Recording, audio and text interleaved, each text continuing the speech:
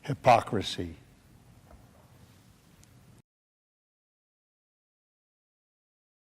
Hey, what's up, guys? Welcome to Law-Splaining the Interwebs. I have the wrong chat up. I have last night's chat up. Oh my gosh. Give me just a second here. Woo, don't worry. We'll be right there. We will be right there. I just got to fix the chat. It occurs to me that I completely forgot to do it. So here we go.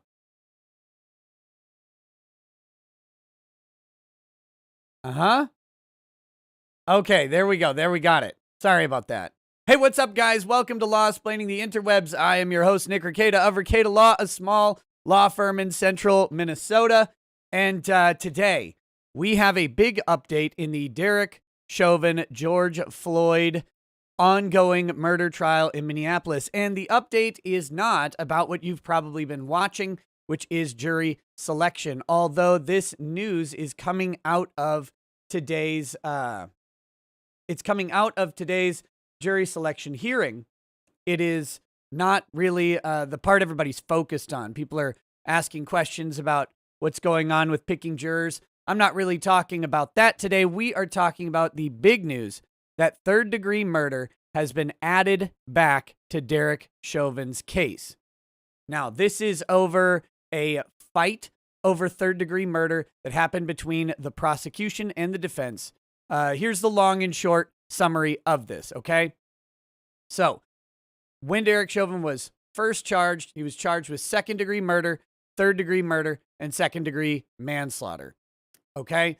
So, then the defense moved to dismiss the third-degree murder charge, saying that the third-degree murder charge does not apply in a case where the actions are directed at a particular person. And they have quite a bit of Supreme Court precedent to support the argument. We're going to get into that in a minute. The prosecution appealed that decision. The judge said, yeah, we're going to dismiss this third-degree murder charge because the defense is right. This can only apply, third-degree murder can only apply with the endangerment of more than one person. The prosecution appealed this. It went to the Minnesota Court of Appeals. And part of the reason why this was up in the air for so long is because the reasoning that, how do I describe this adequately? The reasoning used to reinstate the third-degree murder charge was based on a recent decision back February 1st, I believe, from the Minnesota Court of Appeals in the case of Mohammed NOOR. He is the police officer in Minnesota who shot the Australian immigrant Justine Demond from his squad car, from the passenger seat of his squad car. He pulled his gun, fired across his fellow officer and into Justine Demond. And he appealed his third-degree murder conviction, saying that he could not be convicted for third-degree murder because his actions were directed at one particular person, which goes against the concept of third-degree murder. The Court of Appeals disagreed with that argument, and they said that no, you can actually direct your actions at a particular person so long as you fill the other elements of murder 3. So right now there's an argument over whether or not the actions in third-degree murder can be directed at a particular person, okay? That's the issue that's going on here. That's why this is weird. Chauvin's argument against third-degree murder would be that he directed his action, though it was not intended to kill or anything, but he directed his action only towards George Floyd and no one else was in any sort of danger. Therefore, third-degree murder can't apply under this particular interpretation. But again, the Minnesota Court of Appeals said no in Mohammed NOOR's case. Now, the judge justified his decision over that appeal. He said, well, the Minnesota Court of Appeals their decision in Mohammed NOOR is not binding precedent because that decision has been appealed further to the Minnesota Supreme Court and they haven't issued their decision. the Minnesota Court of Appeals did not like this argument at all. Okay. And trust me, if you go into a court and you argue that their decision doesn't matter when a higher court hasn't told them that their decision doesn't matter, you're not going to be on friendly ground.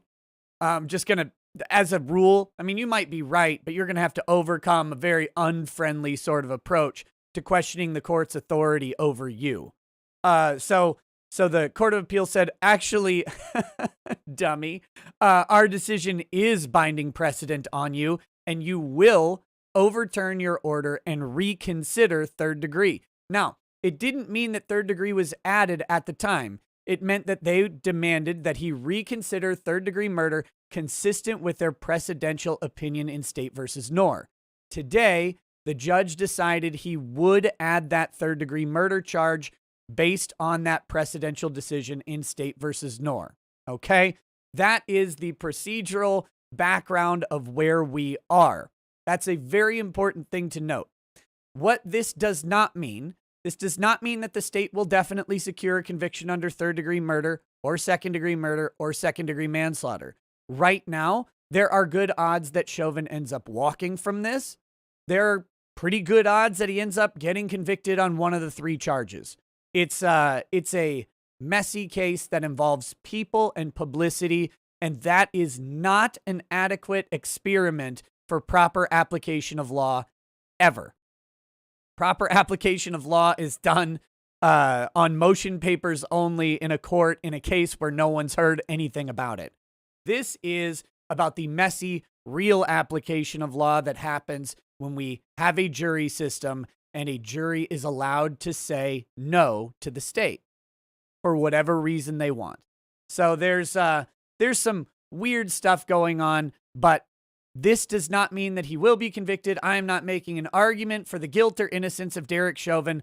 I am watching with all of you. What I'm going to do today is we're going to read through very quickly a section of that State versus NOOR case to look at why the Court of Appeals decided to apply third degree murder in that case, and then apply those discussions to why third degree murder could apply in this case and why it should be on the menu. I have always been of the opinion that of the charges for murder, first, second, or third degree, that third degree is the only one that I think they can reasonably expect to land on Derek Chauvin. And that does not mean that I think they'll get it. It just means that I think of the three, that's the most likely. First degree is right out. Second degree, I think, is out for problems of reasonable doubt with regards to the intent to commit an underlying felony act that caused the death of Derek Floyd. I think third degree murder is the most appropriate murder charge. So that's been my opinion from the start. Lots of people disagreed with me, and let me just suggest that I'm right. because based on the evidence that it's my opinion, I'm right. So that's an appeal to self fallacy, and we're going to stick with it. So with that said, let's go into this very quickly, and we're going to look at why this third degree murder charge was upheld in the Muhammad Noor case. I think a lot of people are confused as to why this was upheld. They're talking about other people being put in danger and stuff like that. And I want to dispel that as the reasoning that the Court of Appeals in Minnesota upheld that conviction. So here's the challenge with third degree murder. I'll give you brief background on the third degree murder challenge. Did I say Derek Floyd? Oh my goodness. Here's the challenge with third degree murder. The conventional wisdom, and if you watched Viva and Barnes' live stream the other day, Barnes talked about this specifically as to why third degree murder shouldn't apply. And if you have listened to other lawyers, I believe Nate, the lawyer in uncivil law, have talked about this, why third degree shouldn't apply. The conventional approach to third degree murder is that the act must be imminently dangerous to other persons. And that other persons is read as plural. So your act must be dangerous to more than one person. Not another person, but other persons, okay? So that is kind of the conventional wisdom for third degree murder. Now, there are some cases in Minnesota history that have supported the idea that third-degree murder can have an act directed at a single person. Those have existed. They're going to be cited in this case. But generally speaking, the more recent case law suggests the opposite. The Court of Appeals draws a distinction between these cases, and I think that distinction is critical. But in the Mohammed Noor case, they did not decide that his acts were imminently dangerous to other persons. They specifically state that third-degree murder can apply when the acts are directed at one other person. The singular is the plural, and the plural is the singular, is something that we're going to see in this document. So, without further ado on the background of why this is difficult, let's read these couple sections about third-degree murder, about depraved mind, and we will see what their decision is, and then you guys can take that and apply that to your own thinking about this case. Again, this is entirely meant to be informative. It is not meant to persuade you towards guilt or innocence of any given person. I frankly don't care who's guilty or who's innocent in the grand scheme of things. I'm curious about how it turns out.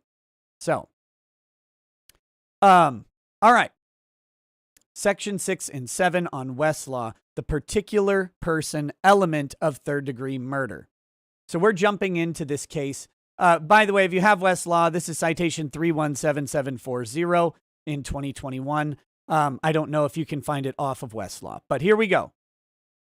Over 100 years ago, our Supreme Court stated that third-degree murder is, quote, intended to cover cases where the reckless, mischievous, or wanton acts of the accused were committed without special regard to their effect on any particular person or persons, but were committed with a reckless disregard whether they injured one person or another.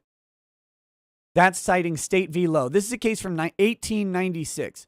Seizing upon the language without special regard to their effect on any particular person, NOOR argues that a conviction under the third-degree murder statute cannot be sustained if the alleged conduct was directed at a particular person.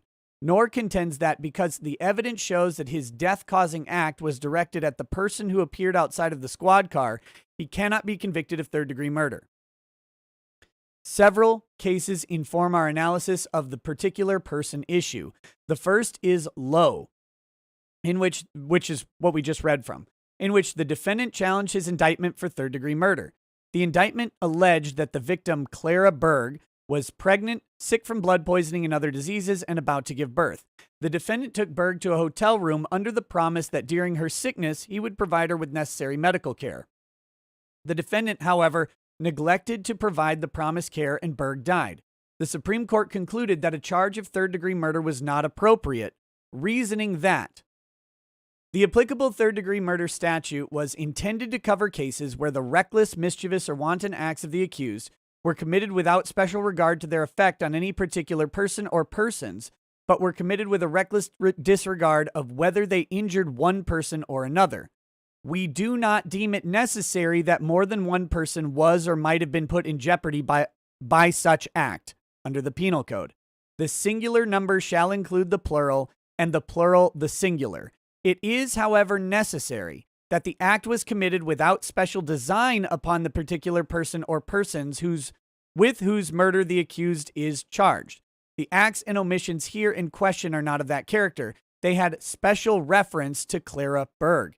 It was not a case where the act or omission did or could not affect any person or persons who happened to come along or be in the way or at the time of the act or omission. Okay, so the question then will be, under this reading, the question becomes, did Derek Chauvin have a special design upon the person of George Floyd?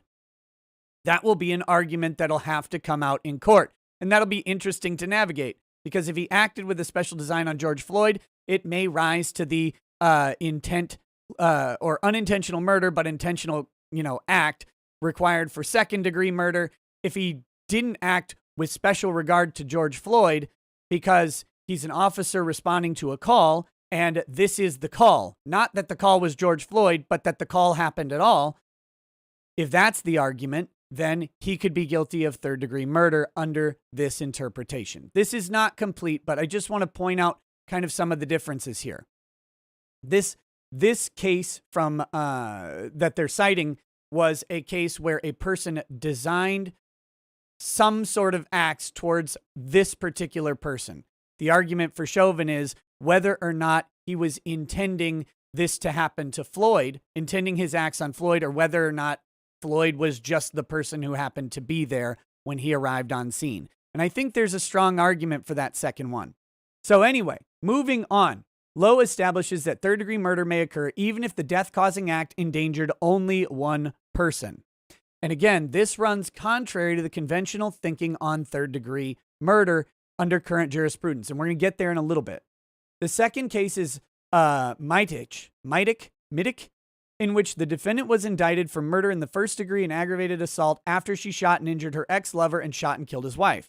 Following a bench trial, the district court found the evidence insufficient to support a first-degree murder conviction because the state did not demonstrate intent to effect death.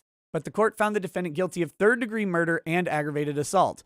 On appeal, the defendant argued that because, quote, fatal shots were directed with particularity, she could only be found guilty of second-degree manslaughter. The Supreme Court rejected that argument. The Supreme Court stated that, quote, the trial court was justified in finding that defendant was guilty of something more serious than culpable negligence. And then the citation provides that a person who caused the death of another by the person's culpable negligence is guilty of manslaughter in the second degree. The Supreme Court held that, quote, the fact that a person with a mental disturbance evinces a depraved mind by shooting and injuring one person and killing another does not necessarily mean that such killing was committed with such particularity as to exclude a conviction of third-degree murder. Each case must be determined on its own facts and issues. So here, the Court of Appeals is focusing on that last line, in that we shouldn't be blanket removing third-degree murder charges based on these broad sets of ideas.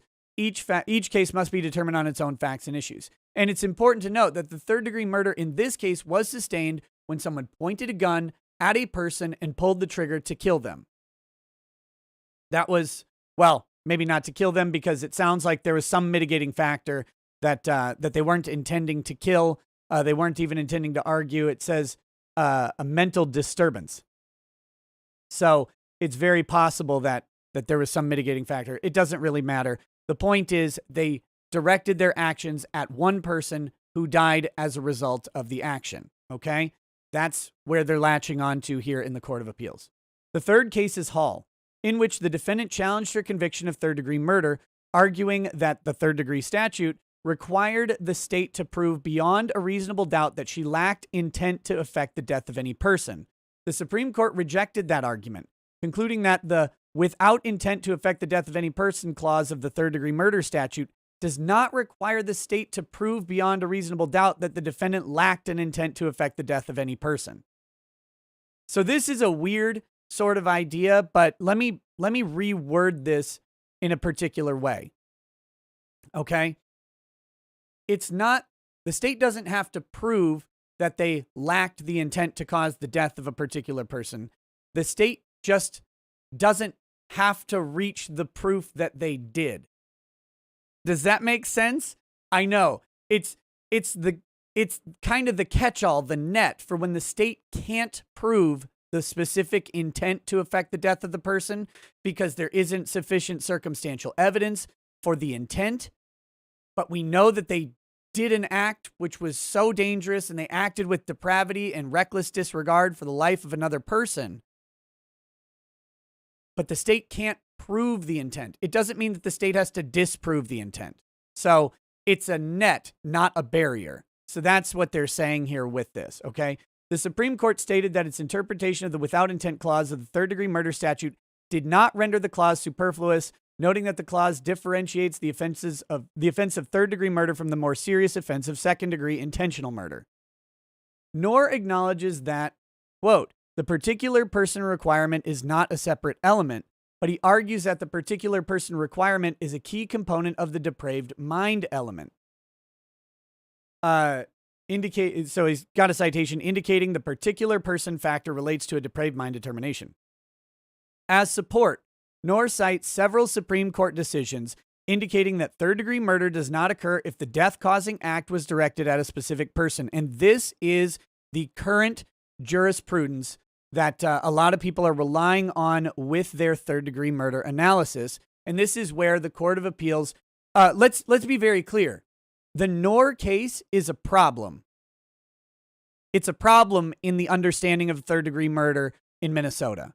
That's why so many attorneys actually do not believe that the third degree was the right charge. It's because a cursory look or even an in-depth look at the jurisprudence that is recent is going to show that third-degree murder should really be directed at more than one person because they're reading these cases.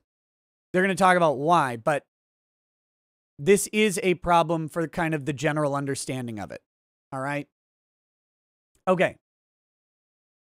For example, in State versus Hansen, the Supreme Court stated that under Minnesota law, third-degree murder occurs only where death is caused without intent to affect the death of any person, a phrase which under our decisions excludes a situation where the animus of the defendant is directed towards one person only. Seems pretty clear, right? Later, in State versus Wahlberg, the Supreme Court stated that third-degree murder was, quote, intended to cover cases where the reckless or wanton acts of the accused were committed without special regard to their effect on any particular person or persons. The act must be committed without a special design upon the particular person or persons with whose murder the accused is charged. And more recently, in State versus Zumbergi, the Supreme Court stated that third-degree murder cannot occur when the defendant's actions were focused on a specific person. So again, all of these seem pretty straightforward. However, Angry Baneling, stop. Stop. I know what I said. It will be co-hosted on my archive channel, not co-streamed. It will be hosted there, but it will stay up here. Please, chill out. Okay. The cases on which NOOR relies. So here's where the Court of Appeals draws a distinction. The cases on which NOOR relies do not involve post-trial appellate review of whether evidence was sufficient to sustain a conviction of third-degree murder. Instead, those cases discussed third-degree murder in the context of jury instructions. Specifically, the defendants in those cases argued that they were entitled to an instruction on a lesser offense of third-degree murder. Okay? So they were charged with a different case or a different type of murder, and they were entitled, they're arguing, to a lesser included offense of third-degree murder. In each case, the Supreme Court disagreed, reasoning that there was evidence that the defendant acted with an element of intent not contained in the third-degree murder statute.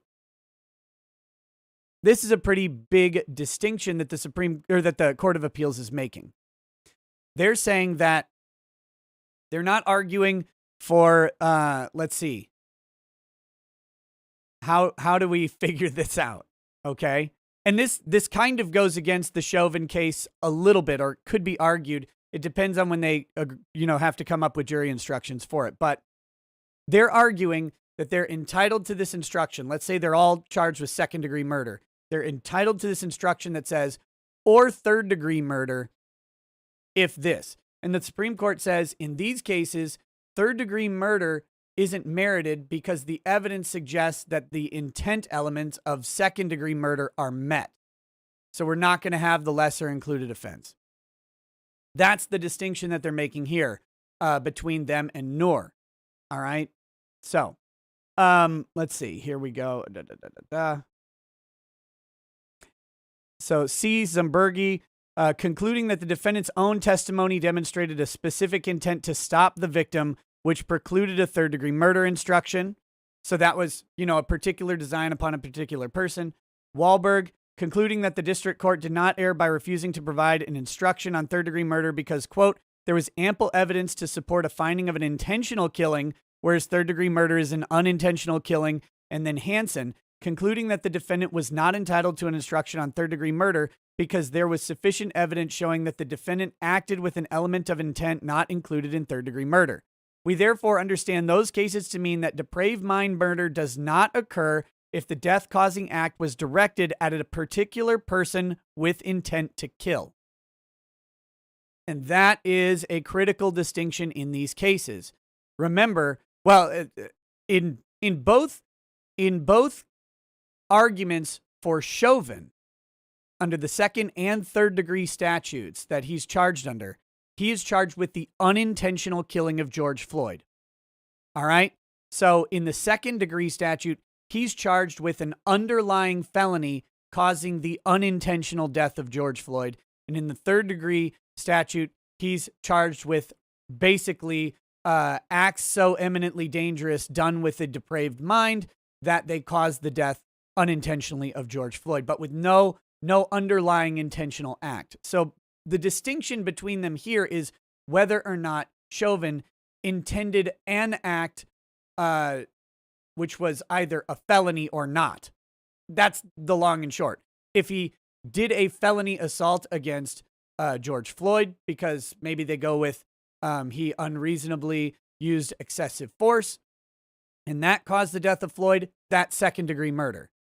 If they can't get there, but they can show that his acts were so imminently dangerous and he acted with a depraved mind towards Floyd, then that's third-degree murder. So it's a weird situation, and they're drawing a distinction between these other situations. The cases on which NOOR relies do not involve post-trial appellate review of whether evidence was sufficient. Wait, I just read that whole section. Let's go back down to here. Okay, so that's their understanding. This sentence summarizes it right there. We therefore understand those cases to mean that depraved mind murder does not occur if the death-causing act was directed at a particular person with intent to kill. So they're ruling out all of that Supreme Court law on the third degree murder statute. So here, the issue is not whether NOOR acted with intent to kill. The issue is whether the evidence was sufficient to prove that NOOR evinced a depraved mind without regard for human life. As noted above, it is not necessary that more than one person was or might have been put in jeopardy by the defendant's reckless act. And the third-degree murder statute's reference to perpetration of an act imminently dangerous to others does not preclude its application when the death-causing act endangered only one person, because in construing statutes, the singular includes the plural and the plural includes the singular. As explained by one leading legal scholar, convictions of depraved heart murder can be based on conduct endangering a group of persons or only a single person, and that's citing substantive criminal law. Collecting cases upholding convictions for depraved heart murder, including those in which convictions were based on throwing a beer glass at a person who was carrying a lighted oil lamp, playing a game of Russian roulette with another person, and shaking an infant. So there we've got some case law backing that up. Because the third-degree murder statute does not require that more than one person be put in jeopardy, and the Supreme Court in Michtic upheld a conviction of third-degree murder even though the victims were known to and targeted by the defendant, we cannot say that NOOR's third-degree murder conviction is invalid simply because his dangerous act was directed at the single person outside of his partner's window. We are also influenced by our Supreme Court's recent statement in Hall that the phrase, quote, without intent to affect the death of any person in the third-degree murder statute serves to differentiate the offense of third-degree murder from the more serious offense of second-degree intentional murder. Indeed, Minnesota's second-degree murder statute sets forth two forms of murder, intentional and unintentional, and that statute twice uses the phrase without intent to affect the death of any person to describe circumstances constituting unintentional murder as opposed to intentional murder. The Supreme Court's interpretation of the cause without intent to affect the death of any person is consistent with and provides context for its early statement in Lowe that it is necessary that the act was committed without special design upon the particular person or persons whose murder the accused is charged. The phrase special design stems from the charging statutes in Lowe. Remembering Lowe is from 1896, so the language of the law was a little different, which provided that the killing of a human being, unless it is excusable or justifiable, is murder in the first degree when perpetrated with a premeditated design to effect the death of the person killed or of another. Such killing of a human being is murder in the second degree when committed with a design to effect the death of the person killed or of another, but without deliberation and premeditation. And then such killing of a human being when perpetrated by an act imminently dangerous to others and evincing a depraved mind, regardless of human life, although without a premeditated design to effect the death of any individual, it is murder in the third degree. So they're pointing out that in the reason they have this design language in that old case is because of the design language in the statute. The design to affect the death clause of the murder statutes in Lowe is similar to the intent to affect the death clause in Minnesota's third-degree murder statute. Neither statutory clause creates an element of third-degree murder that the state must prove. They simply differentiate amongst first, second, and third-degree murder. That's citing Hall, or no, that was citing, citing Hall, comparing the intent elements of first, second, and third-degree murder. Indeed, the Supreme Court statement in Lowe requiring an act committed without special design upon the particular person or persons with whose murder the accused is charged indicates the court was simply describing a lack of intent to kill. The acts and omissions here in question are not of that character. They had special reference to Clara Berg. Like the Supreme Court, we conclude that the phrase without intent to affect the death of any person serves to distinguish unintentional third from intentional second-degree murder, and that the defendant's intent or lack thereof is the relevant distinguishing factor. The phrase does not preclude the possibility of a third-degree murder conviction if an unintentional death is caused by an act directed at a single person. In sum, we are mindful of the statements in jury instruction case law stating that a conviction of third-degree murder is not possible if the death-causing act was directed at a particular person. But other Supreme Court case law indicates that a third-degree murder conviction may be based on conduct directed at a single person and even a targeted person. We therefore hold that a conviction for third-degree murder under the statute may be sustained even if the death-causing act was directed at a single person. Thus, the evidence could be sufficient to sustain the jury's finding of guilt, even though NOOR directed his death-causing act at the person outside of the squad car's window. I know that's a mouthful. I know that's a lot to take in and consider, but let's see if we can break that down a little bit. Let's see if we can deal with that a little bit, and then apply it to George Floyd and Derek Chauvin. So, synthesizing all of that.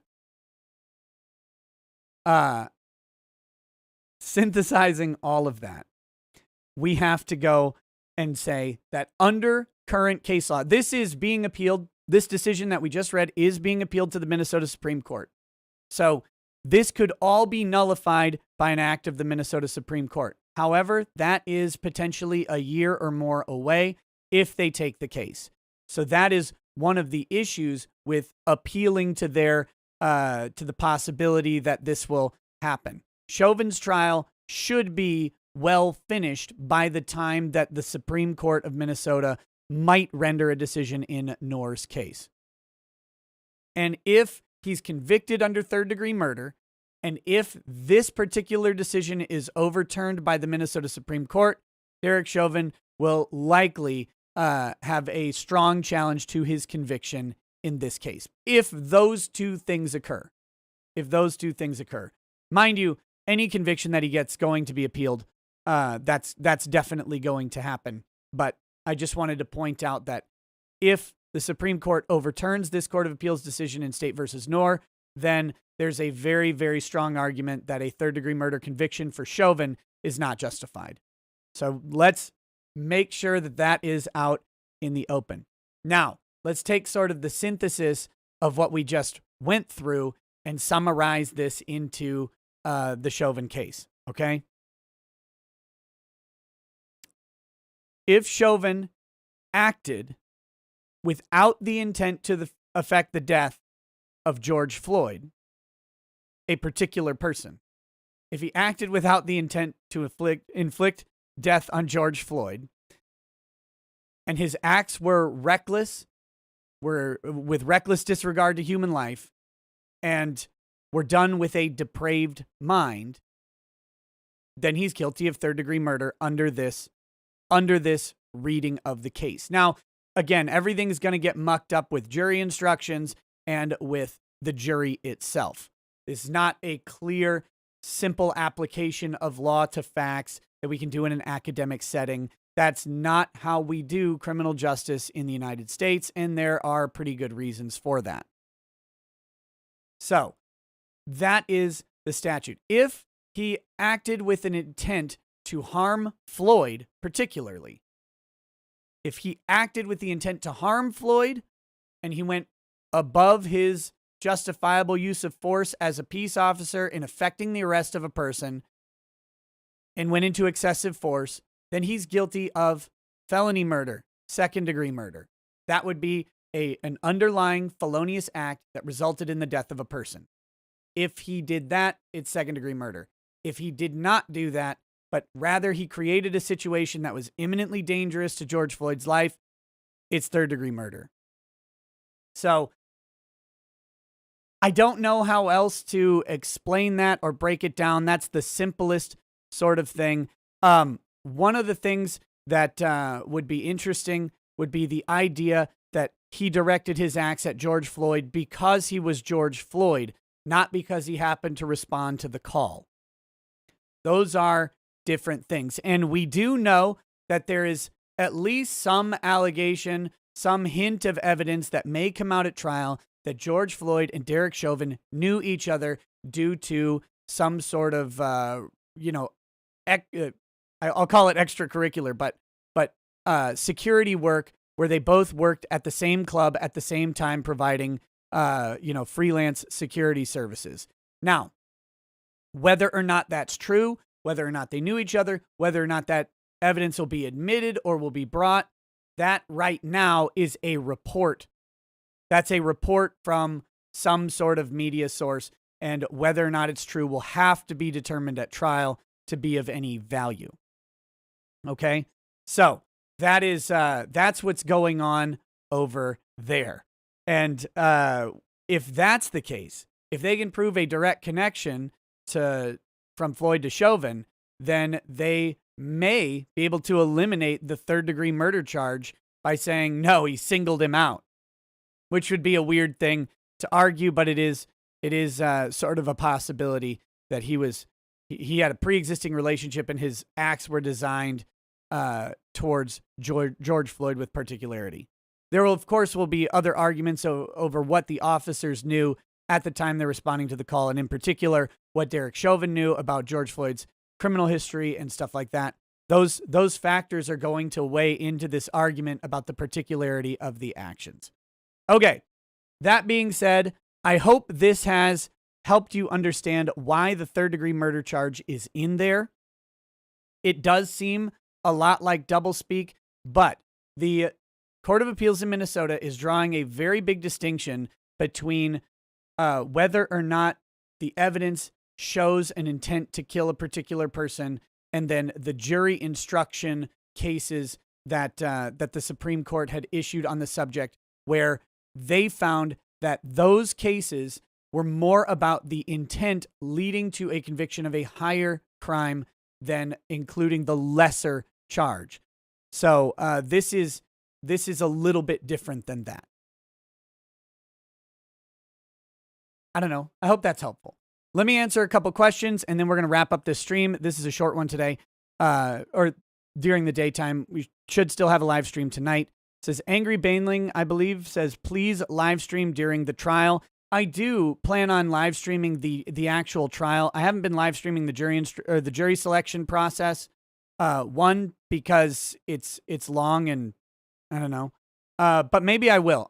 It all kind of depends on if I'm awake for it and stuff like that. We'll see. The Big Red Bear says, it's very obvious that the appropriate charge is third degree. People are just blind thinking first degree because it somehow shows the murder is more heinous. They're getting too emotional about the reality of the situation. I think there is some of that going on, but I do think a lot of it has to do with some people suggesting that third degree, under the cases that were cited in NOOR's brief that the Court of Appeals deals with here, it kind of looked like the Supreme Court did not favor the use of third-degree murder when one person was the target of the animus. And if the Supreme Court comes in and corrects the Court of Appeals and says, no, you read our cases way wrong, that could be the outcome there. And so that's why a lot of people think that the third-degree murder charge was inappropriate. I think the third-degree murder charge is appropriate. I happen to agree with how the Court of Appeals reads this. I might be wrong with them. I'm fully willing to accept that I might be wrong with them, but for now, that's the way it's going. Someone earlier asked a question about the spark of life, which was brought up in the jury questioning. Now, I'm not familiar with the exact context that the spark of life statement was used, but generally, when you're talking about spark of life evidence, it's this balancing act, okay, where the prosecution has an opportunity to show a quote unquote spark of life in a victim, right? In a deceased person generally, that they're more than just a corpse on a gurney. They're more than, I think the court in Minnesota worded it, they're more than bones covered in flesh, that there was something to the life of the person. They have to walk a very fine line on using this spark of life evidence, because they cannot use that evidence to make a prejudicial case against a defendant on behalf of a victim. So what they can't do is show, oh, look, this guy, all he did was voluntarily save kittens from trees all day, every day. Aww, right? Like they're not doing that. They can't make a hero or a martyr out of a person. And that's the spark of life evidence. They can show enough about the character of the deceased to make them into a real person rather than just a corpse or a statistic.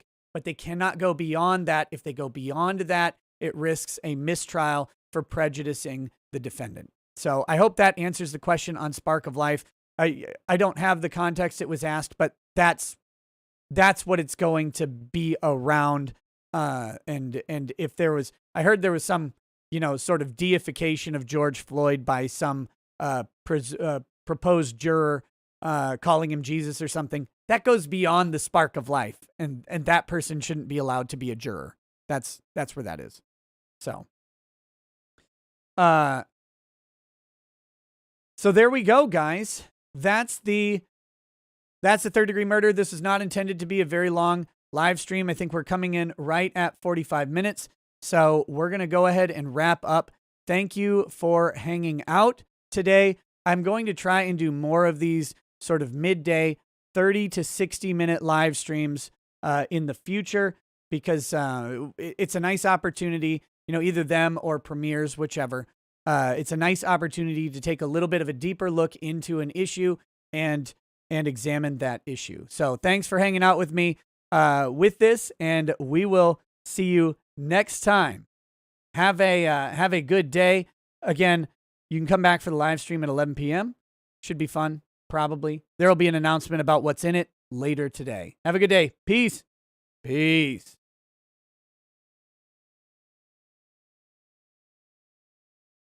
Wait a minute, the outro is supposed to play, but I screwed it up.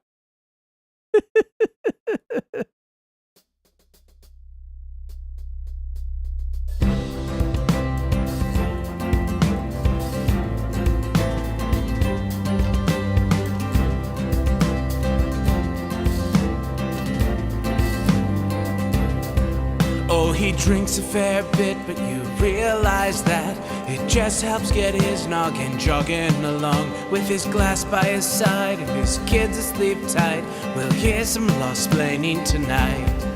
With his microphone muted, we'll laugh at this boomer until he explains it's all part of the plan. Watch his face become redder as he becomes meta, raging at idiots from Twitterland. From the white shores of Nairn to the hills of Glenlivet, there's no one who explains the law better than Nick.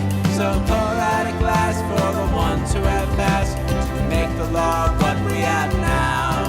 Oh, his lady is fair, and she handles herself with the grace of one who has borne many children. As the wife of a lawman, she makes sure that he has the time and the place to provide for them there. So pour out an ardbeg, a bow, more of Lafroig. The spirits flow as the ones who get unemployed. So pour out a glass for the tea post on Twitter as we hear law-splaining tonight. From the white shores of Nairn to the hills of Glenlivet, there's no one who explains the law better than Nick. So pour out a glass for the ones who have passed to make the law what we are now. Oh, the guests are all plentiful, from Doug T to Drexel. They bring their perspective and spice to the mix. But the reason we're here and the one that we cheer is the one who is showcasing us his career.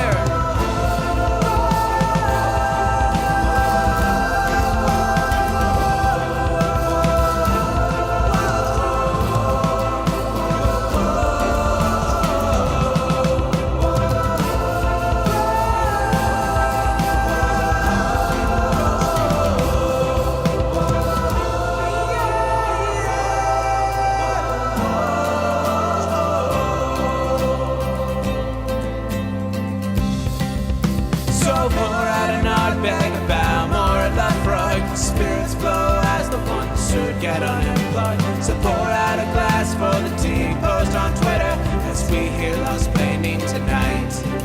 From the white shores of Nairn to the hills of Glenlivet, there's no one who explains the thought better than Nick. So pour out a glass for the ones who have passed to make the law